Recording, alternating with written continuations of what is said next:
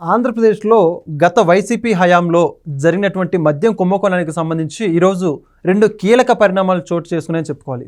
అందులో ప్రధానంగా మొదటి అంశం ఏమిటంటే ఈ మద్యం కుంభకోణానికి సంబంధించి ప్రస్తుతం రిమాండ్ ఖైదీగా ఉన్నటువంటి చెవిరెడ్డి భాస్కర్ రెడ్డి, అదేవిధంగా ఆయన కుటుంబ సభ్యులకు సంబంధించినటువంటి ఆస్తులన్నీ కూడా మద్యం ముడుపుల కమిషన్ల ద్వారా సంపాదించుకున్నాయని చెప్పేసి వాటన్నిటిని కూడా జప్తు చేసుకోవాల్సిందిగా ఆంధ్రప్రదేశ్ రాష్ట్ర ప్రభుత్వం ఆదేశాలు జారీ చేసింది.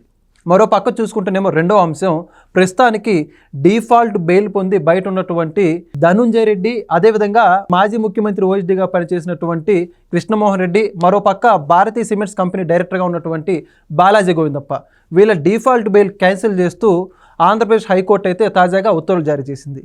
మరి మొత్తానికి రెండు అంశాల గురించి మరిన్ని విషయాలు తెలుసుకోవడానికి మనతో ఉన్నారు senior journalist and political analyst Katta Karthik గారు.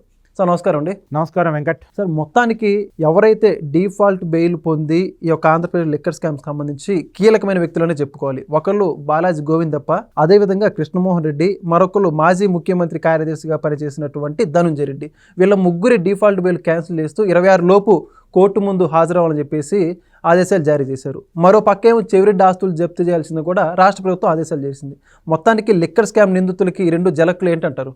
ఎస్, జగన్మోహన్ రెడ్డి గారి బెయిల్ క్యాన్సిల్ అవుద్దా అనే చర్చ జరుగుతున్నటువంటి సమయంలో జగన్మోహన్ రెడ్డి గారికి సంబంధించిన మనుషుల బెయిల్ క్యాన్సిల్ కావటం, ఒక రకంగా ఇంటి మనుషుల బెయిల్ క్యాన్సిల్ కావటం అనేటువంటిది ఒక కీలక అంశంగా మనం మాట్లాడుకోవాలి. జనాన్ని తప్పుడు బ్రాండ్లతోటి తప్పుడు లిక్కర్ తాపించి చంపేసినటువంటి కేసులో నిందితులైనటువంటి ధనుంజయ రెడ్డి, కృష్ణమోహన్ రెడ్డి, బాలాజీ గోవిందప్ప వీళ్ళు తిరిగి జైలుకి వెళ్లాల్సిన పరిస్థితి. ఇంకొక మాట ఏంటంటే చెవిరెడ్డి భాస్కర్ రెడ్డి గారి ఆస్తులు జప్తు, 70 కోట్ల విలువైనటువంటి ఆస్తులను జప్తు చేశారు.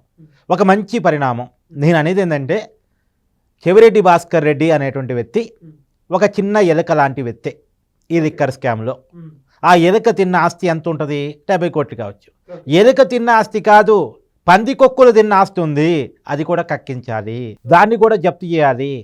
ఆ ఆస్తి మొత్తం కూడా లిక్కర్ వల్ల జగన్మోహన్ రెడ్డి గారు అమ్మినటువంటి నకిలీ బ్రాండ్ మద్యం వల్ల చనిపోయినటువంటి బాధిత కుటుంబాలకు అందించాలి. 30,000 మంది చనిపోయారట ఒక సర్వే ప్రకారం. దాదాపు 70,000 మందికి పైగా కిడ్నీలు లివర్లు పోగొట్టుకున్నారట. మొత్తంగా 1,00,000 దాటింది బాధితుల సంఖ్య. అంటే 1,00,000 కుటుంబాలు ఉన్నాయి జగన్మోహన్ రెడ్డి గారి తప్పుడు బ్రాండ్ వల్ల ఇబ్బంది పడ్డ కుటుంబాలు. వాళ్ళకి ఈ డబ్బును పంచాలి. నేను డే 1 నుంచి డిమాండ్ పెడతా ఉన్నాను. ఇది కేవలం ఒక కుంభకోణంగా చూడటం మాత్రమే కాదు, జనాన్ని చంపేసిన కుంభకోణంగా చూడాలి. జనాన్ని ఇప్పుడు మన పెద్దవాళ్ళు కొన్ని సామెతలు వాడుతూ ఉంటారు, శవాల మీద పేలాలు ఏరుకునే రకాలు అని చెప్పేసి.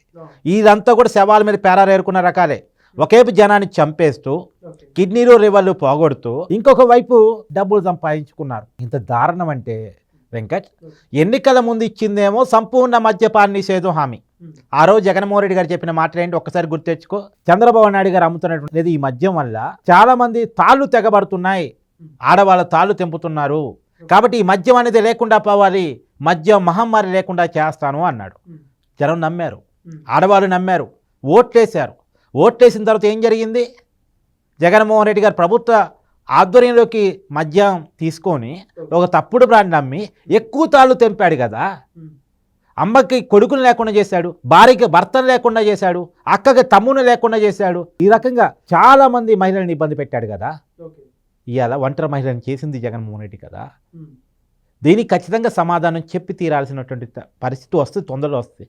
ఇన్నాళ్ళు ఏంటంటే లిక్కర్ స్కామ్ ఏమైపోయింది, జగన్మోహన్ రెడ్డి గారు అరెస్ట్ జరగలేదేంది అని అంటూ వచ్చారు. ఎవరైతే బెయిల్ మీద బయటకు వచ్చారో వాళ్ళ బయట ఉంటే కేసు ముందుకెళ్ళదు కారణం చేత సిట్టు ముందు వీళ్ళ బెయిల్ క్యాన్సిల్ చేయటం మీద దృష్టి పెట్టినట్టుంది. మొత్తానికి నెగ్గింది, బెయిల్ క్యాన్సిల్ చేయించగలిగింది.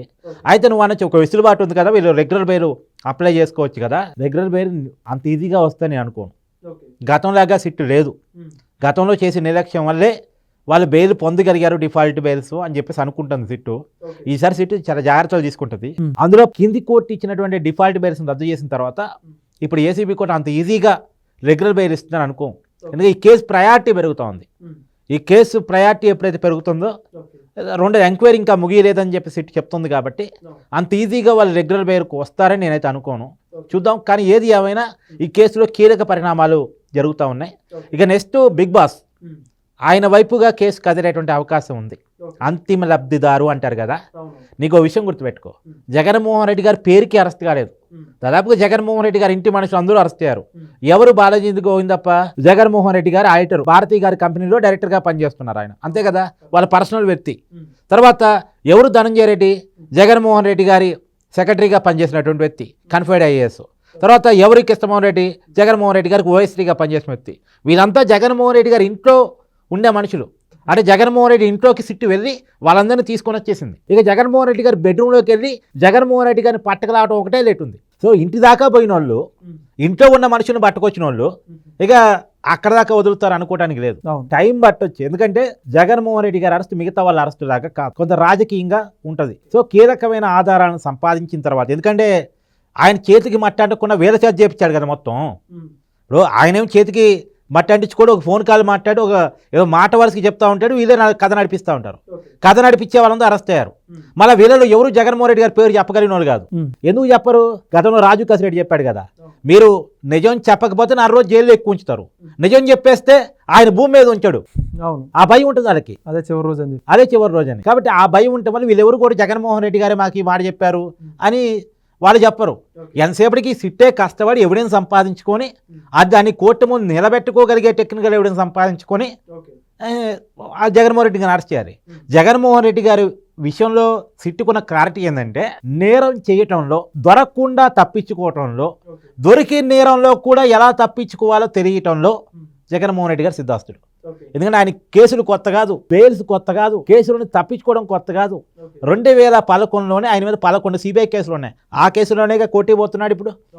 ఎప్పుడు 2011? ఇప్పుడు ఎంత? 2025. ఎన్ని సంవత్సరాలు అవుతుంది? 16 సంవత్సరాలు. ఎవరైనా ఈ దేశంలో ఇన్ని సంవత్సరాలుగా కేసులు వాయిదా వేయించగలిగిన వాళ్ళు కోర్టుకు కూడా 6 సంవత్సరాలు కోర్టుకు పోవట్లే. 6 సంవత్సరాలుగా 6 సంవత్సరాల తర్వాత ఎవరు పోతున్నారు? ఇన్ని సంవత్సరాలుగా బయట ఉండగలిగిన మనిషిని చూసావు నువ్వు?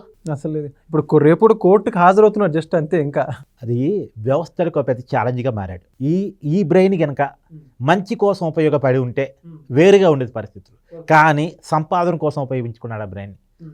ఎంత సంపాదన అంటే అంతులేనిది.